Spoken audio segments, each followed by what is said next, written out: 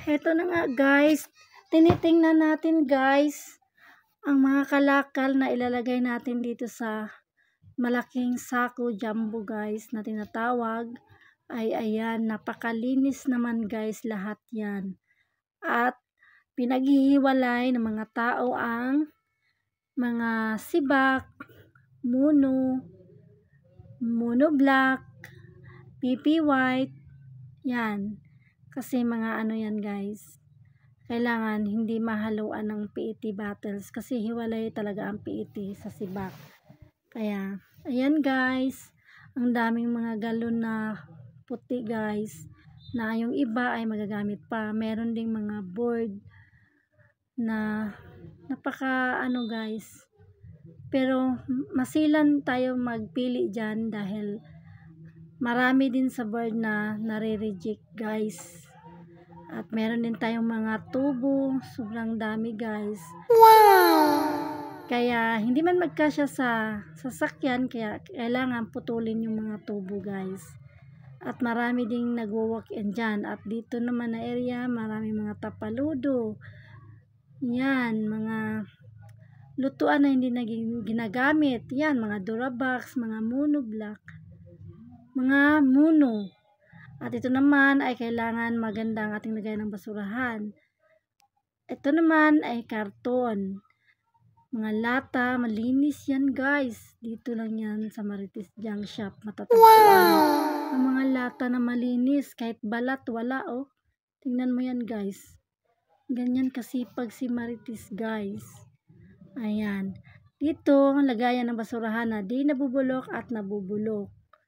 Ayan oh, 'di ba guys, ang linis ng Marites Junk Shop. Wow! At ito naman ay ang mga PET natin. At may nakalagay diyan.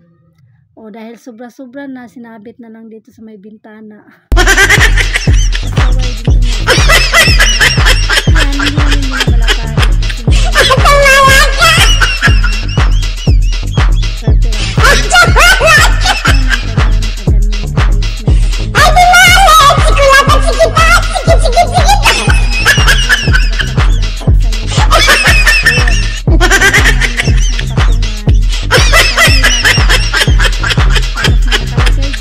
Smoking para iwas magsigarilyo guys, dahil alam nyo na kalakal, o diba, takaw sa ano guys, kaya hindi pwedeng may mag-smoke dyan. O diba guys, ang linis ng mga PET, tinanggalan talaga yan ng balat guys, tapos sinuhugasan, sinasabunan.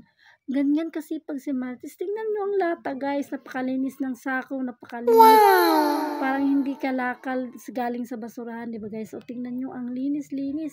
Lahat yan, nakatanggal ang balat. Oh, wala talagang kabalat-balat guys. Yan, malinis. Dahil alam nyo guys kung bakit malinis yan. Dahil may special price yan sa binabagsakan ko.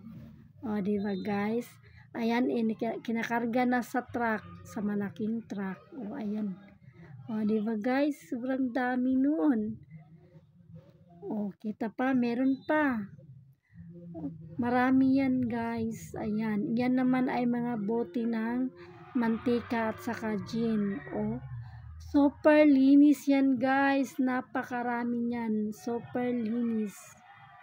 Kaya, ayan. Magbubunga talaga kung magsipag ka talaga guys. Kaya yun ay pinaghirapan talaga namin. Halos madaling araw na kami nakakatulog sa paglilinis niyan.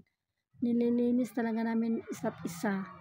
Oy, nasali pala kami dyan ng anak ko. Pasaway, ba't nasali kami dyan? Ayan, nasali pa dyan pagmumudule namin na. Eh, hindi ko napansin na nasali tuloy dyan. Okay lang yan. Ayun, pasaway, ba't nasali doon? Pero okay lang. Yun lang guys na. Thank you sa pag-subscribe sa aking video. Ito lang muna ang ating itupost sa ngayon.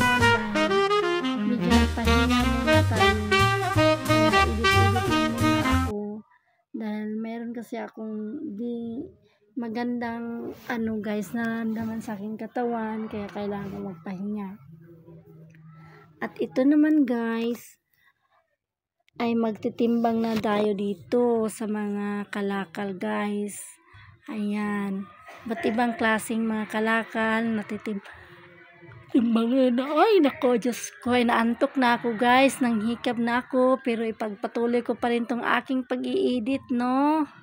Oh, ayan mga bakal guys na tubo, ayan. Yan, dinidispose na namin yan. Yung mahaba, hindi muna namin i-dispose dahil marami kasing mag-walk-in at binibili ng isang piraso. Kaya yun, medyo okay naman ang kitaan kasi pag tao ang bumibili. Tao naman talagang bumibili dun sa tunawan. Pero iba pala yun. Diba guys, pasaway. Ayan, medyo marami-rami ito. Yan lang guys, follow and share.